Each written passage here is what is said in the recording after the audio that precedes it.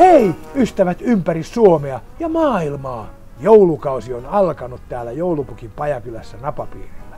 Lunta on reilusti ja kaikki näyttää oikein jouluiselta.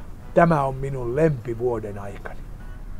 Jouluaatto on kohta ovella ja poroista täytyy pitää nyt erityisen hyvää huolta. Me kaikki täällä odotamme kovasti jouluaattoa. Oletko sinäkin yhtä innoissasi? Nähdään pian, joten muistakaa olla kilttejä. Hyvää joulua!